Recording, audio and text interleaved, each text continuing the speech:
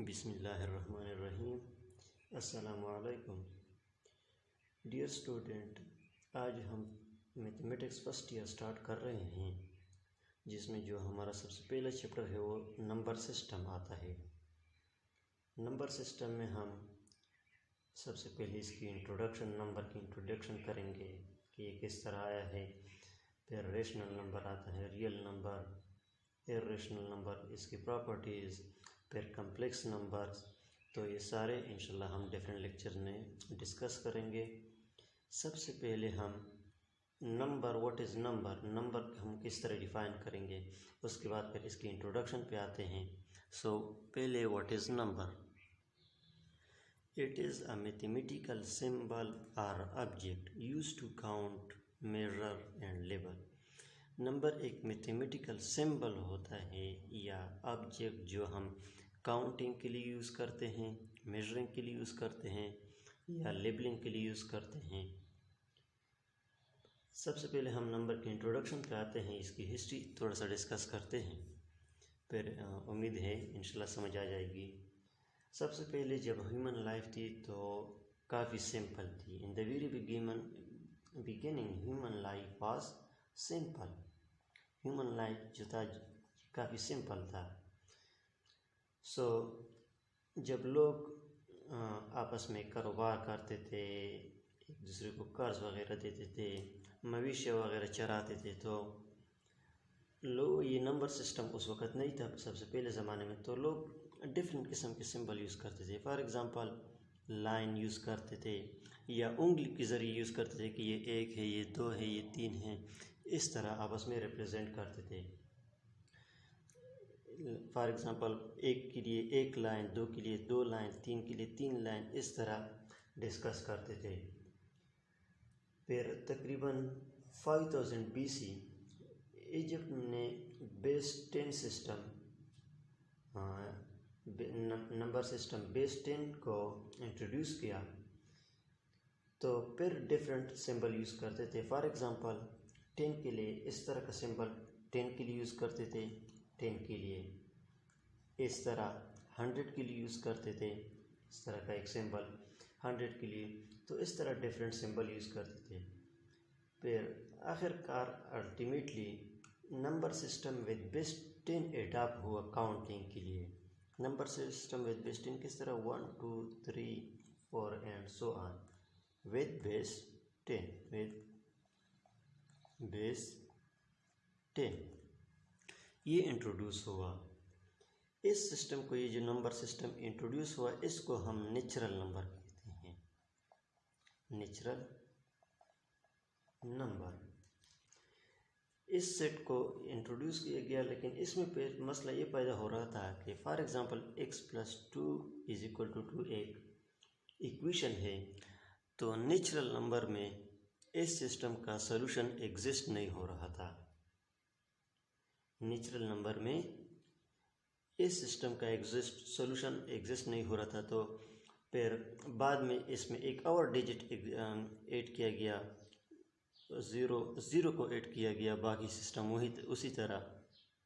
इस सिस्टम को whole number कहते हैं। होल नंबर का सिस्टम फिर एग्जिस्ट हुआ। इसके बाद whole number, natural number set आया, फिर होल नंबर सेट आया। इसके बाद एक ऐसा इक्वेशन, फिर for example x + 4 = 2। Whole number में इस इक्वेशन का सॉल्यूशन एग्जिस्ट नहीं हो रहा था। इस सिस्टम का सॉल्यूशन होल नंबर के सेट में मौजूद नहीं था। तो फिर नेगेटिव नंबर का एक सेट इंट्रोड्यूस किया गया। For example -1 -2 -3 and so on, जिसको 0 +-1 +-2 z से डिनोट करते हैं, और इसको हम सेट ऑफ इंटीजर कहते हैं, सेट ऑफ इंटीजर्स। इस सेट को हम सेट ऑफ इंटीजर कहते हैं। अगेन फिर एक ऐसा इक्वेशन आया जिसका solution set of natural number में भी एग्जिस्ट नहीं हो रहा था। ये सेट फॉर एग्जांपल सर ये equation 2x is equal to 3, या हम इस तरह generally bx is equal to a, जब a और b सेट ऑफ इंटीजर से बिलोंग हो रहे हों, फॉर एग्जांपल यहाँ पे 2x is equal to 2x is equal to 3, so 2 और 3 दोनों सेट ऑफ इंटीजर से बिलोंग हो रहे हैं। लेकिन इस इक्वेशन का सलूशन एग्जिस्ट नहीं होता सेट ऑफ इंटीजर में। सेट ऑफ इंटीजर में इस इक्वेशन का सलूशन नहीं है, it has no solution in set of integer.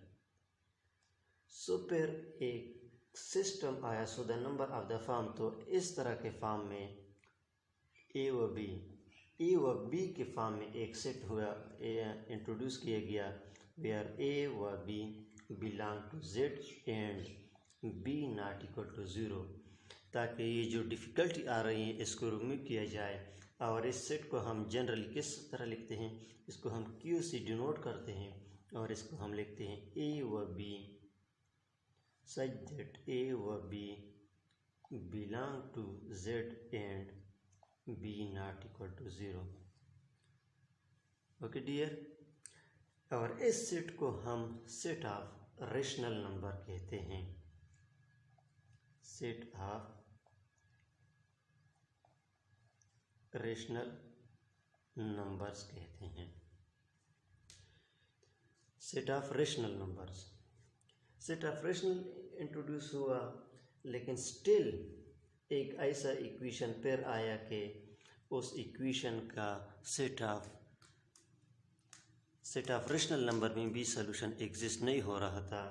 For example such as ये इक्वेशन है x square is equal to 2, अगर x square is equal to 2 जो है ये परफेक्ट स्क्वायर नहीं है, तो इस इक्वेशन का सॉल्यूशन जो है वो सेट ऑफ क्यू में पॉसिबल नहीं था। सो अगेन इसके लिए एक और सेट इंट्रोड्यूस किया गया जिसको हम इर्रेशनल नंबर कहते हैं, सेट ऑफ इर्रेशनल नंबर्स। इस सेट का solution plus minus under the root 2 है। और इसी तरह फिर सेट ऑफ रेशनल नंबर और सेट ऑफ इर्रेशनल नंबर को हम क्यू प्राइम से डिनोट करते हैं। एक real number set of rational number union set of irrational number को जब कंबाइन कर ले तो इससे हमारे पास रियल नंबर सिस्टम आता है, रियल नंबर। और रियल नंबर हम देखते हैं कि हम एवरीडे डेली लाइफ में हम कॉमनली यूज़ करते हैं। अब हम आते हैं रेशनल नंबर और इर्रेशनल नंबर, इसके थोड़ा सा एक्सप्लेन करते हैं। डियर, सबसे पहले रेशनल और इर्रेशनल से पहले हम नंबर सिस्टम को थोड़ा सा टच देते हैं। जिस तरह के हमने नंबर को डिफाइन किया था कि मैथमेटिकल सिंबल या object used to count, measure and label. Number system को हम किस तरह डिफाइन करेंगे? Number system, a number system is defined as a system of writing to express number। Number को एक्सप्रेस करने के लिए जो सिस्टम हम यूज़ करते हैं उसको हम नंबर सिस्टम कहते हैं, सिंपली इस तरह डिफाइन करते हैं। और इसके 4 टाइप्स होते हैं।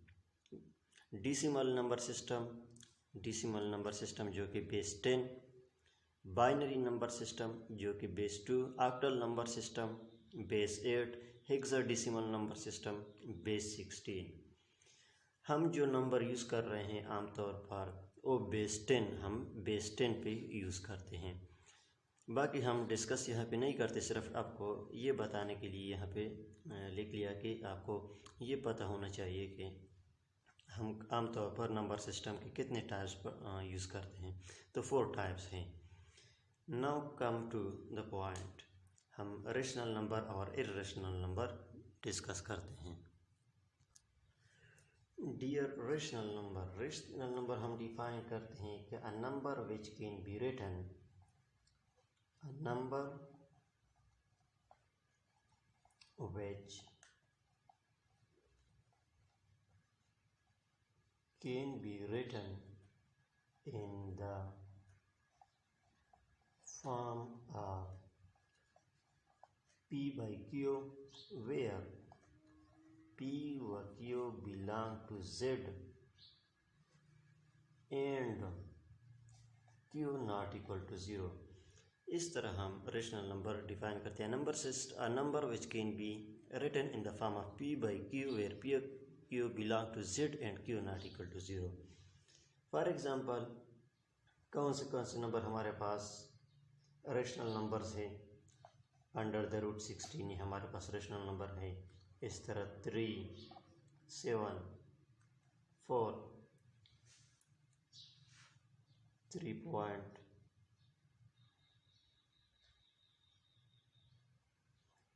सो ये हमारे पास रेशनल नंबर है।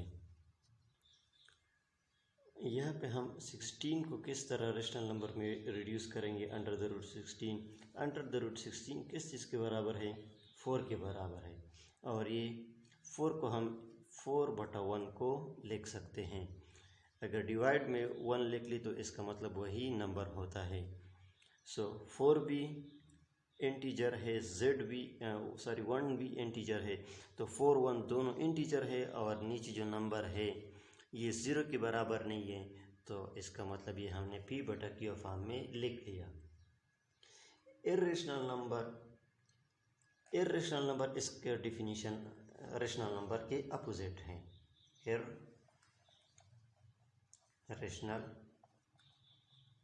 irrational numbers। A number which cannot be written in the form of P/Q। Simply, a number which cannot be written in the form of P/Q where P व Q belong to Z and Q not equal to 0। इस तरह हम define करते हैं। For example under the root 2, under the root 3, 7 divide by under the root 5 या 16 etcetera. 16 तो 7 under the root 5। सो इस तरह के नंबर जो हैं ये हमारे पास रेशनल और इर्रेशनल नंबर है। रेशनल नंबर जो नंबर हम P/Q फॉर्म में लिख सकते हैं उसको हम रेशनल नंबर कहते हैं, और जो नंबर P/Q फॉर्म में हम नहीं लिख सकते या उस फॉर्म में नहीं पुट कर सकते और P/Q इंटीजर से बिलोंग हो रहे हो तो इस नंबर को हम इर्रेशनल नंबर कहते हैं। अब हम इसकी डेसिमल रिप्रेजेंटेशन करते हैं रेशनल और इर्रेशनल नंबर की। Decimal representation of rational and irrational number. पहले terminating decimal. A decimal which has only a finite number of digits in its decimal part is called a terminating decimal। वो decimal number जिसका decimal part जो आता है ये decimal part है, यानी point के बाद जो नंबर आते हैं ये डेसिमल पार्ट होता है। डेसिमल पार्ट में फाइनाइट नंबर हो तो उस डेसिमल नंबर को हम उस डेसिमल पार्ट को टर्मिनेटिंग डेसिमल कहते हैं, उस नंबर को टर्मिनेटिंग डेसिमल कहते हैं। और ये टर्मिनेटिंग डेसिमल जो है ये हमारे पास रेशनल नंबर्स हैं। रेशनल नंबर्स क्यों हैं? क्योंकि ये नंबर जो है जिसका जो टर्मिनेटिंग डेसिमल है या डेसिमल पार्ट में जिसके फाइनाइट नंबर ऑफ डिजिट हो उसको हम P/Q फॉर्म में लिख सकते हैं। फॉर एग्जांपल यहाँ पे हमने 0.25 लिखा है। 0.25 को हम इस तरह लिख सकते हैं 25 डिवाइड बाय 100। और ये क्या है? ये हमारे पास रेशनल नंबर है। सो टर्मिनेटिंग डेसिमल जो है ये हमारे पास रेशनल नंबर है। इसके बाद आता है recurring decimal. A recurring or periodic decimal is a decimal in which one or more digits repeat indefinitely। Recurring या पीरियाडिक डेसिमल उसको कहते हैं कि जब डेसिमल पार्ट में डिजिट रिपीट हो जाए इनडेफिनेटली, वो एक या एक से ज़्यादा डिजिट रिपीट हो जाए तो हम उसको रिकरिंग डेसिमल कहते हैं। फॉर एग्जांपल यहाँ पे हैं 0.3333 एंड सो ऑन। ये यहाँ पे देखिए 3 नंबर का जो डिजिट है ये बार बार रिपीट हो रहा है और इसको हम p/q फॉर्म 1/3 में लिख सकते हैं। सिमिलरली यहाँ पे 2.33 एंड सो ऑन 3 रिपीट हो रहा है। यहाँ पे हम 3 बार का मतलब है 2.3 बार। 3 बार का मतलब है कि यहाँ पे ये 3 जो है ये बार बार रिपीट हो रहा है और इसको हम p/q फॉर्म में लिख सकते हैं। p/q फॉर्म में यानी हमने इसको लिख लिया। सिमिलरली इसको भी लिख सकते हैं। तो ये भी रेशनल नंबर है, रेशनल नंबर है। Terminating decimal, recurring decimal rational number है, लेकिन non terminating a non recurring decimal ये इर्रेशनल नंबर है। डियर, नॉन टर्मिनेटिंग डेसिमल यानी वो नंबर जो टर्मिनेट नहीं हो रहे हो, यानी पॉइंट के बाद वो ख़त्म नहीं हो रहे हो। जिस तरह की ये किसी नंबर के बाद एंड हो रहे हैं, टर्मिनेट हो रहे हैं, लेकिन नॉन टर्मिनेटिंग टर्मिनेट नहीं हो रहे हो। और इस तरह नॉन रिकरिंग जो कि रिपीट नहीं हो रहे हैं उसको हम नॉन रिकरिंग कहते हैं। So non terminating and non recurring decimal are irrational number. For example यहाँ पे हम एग्ज़ाम्पल लिखते हैं कि 214.121122 1112134 इस तरह हमने एक डिजिट लिख दिया। ये आप देखिए इस तरह ये आगे ख़त्म भी नहीं हो रहे और रिपीट भी नहीं हो रहे हैं। डिफरेंट पेयर आते हैं, डिफरेंट नंबर आ रहे हैं। एक तो ये टर्मिनेट भी नहीं हो रहा और नॉन रिकरिंग भी है, तो इसलिए हम इसको इर्रेशनल नंबर कहते हैं। This type of rational number. इस तरह पाई जो नंबर है, पाई जिसको हम 22/7 में लिख सकते हैं, 22/7 फॉर्म में लिख सकते हैं, which is equal to circumference of the circle divided by length of its diameter,